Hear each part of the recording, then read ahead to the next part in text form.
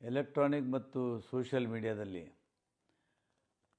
ನನ್ನ ಹೇಳಿಕೆಯನ್ನು ತಿರುಚಿ ನನ್ನ ತೇಜೋವಧೆಯನ್ನು ಮಾಡುವಂಥ ಕೆಲಸವನ್ನು ಮಾಡ್ತಾ ಇರೋದು ಇದು ಸರಿಯಲ್ಲ.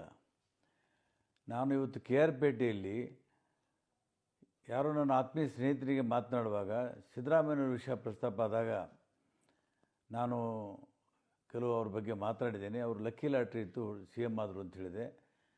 ನಾನು ಸೋನಿಯಾ ಗಾಂಧಿಯನ್ನು ಭೇಟಿ ಮಾಡಿಸಿದ್ದೇನೆ ಅಂತ ಹೇಳಿರೋದು ಸಂಪೂರ್ಣ ತಪ್ಪು. ಸೋನಿಯಾ ಗಾಂಧಿಗೆ ಭೇಟಿ ಮಾಡುವಾಗ ನನ್ನ ಜೊತೆಗೆ ಹೋಗಿದ್ದೆ. ಅವರು ಸೋನಿಯಾ ಗಾಂಧಿಗೆ ಭೇಟಿ ಈ ಸಲ ಬೇಡ ಅಂತ ಹೇಳ್ತಾಯಿದ್ರು. ನಾನೇ ಒತ್ತಾಯ ಮಾಡಿ ಸೋನಿಯಾ ಗಾಂಧಿನ ಭೇಟಿ ಮಾಡಿಸೋಕ್ಕೆ ಹೇಳಿದಾಗ ಹೋದರು. ಅವರೊಬ್ಬ ಮಾಸ್ ಲೀಡರು, ಅವ್ರಿಗೆ ಮುಖ್ಯಮಂತ್ರಿ ಮಾಡುವಂಥ ಶಕ್ತಿ ನನಗಿಲ್ಲ.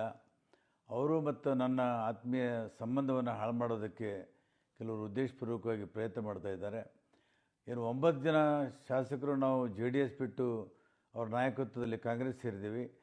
ಕಾಂಗ್ರೆಸ್ ಕೂಡ ಅವರ ಜನಬೆಂಬಲವನ್ನು ನೋಡಿ ಅವರನ್ನು ಮುಖ್ಯಮಂತ್ರಿ ಮಾಡಿತು, ಹೊರತಾಗಿ ನಾವು ಹೇಳೋದ್ರಲ್ಲಿಂದ ಮಾಡಿಲ್ಲ.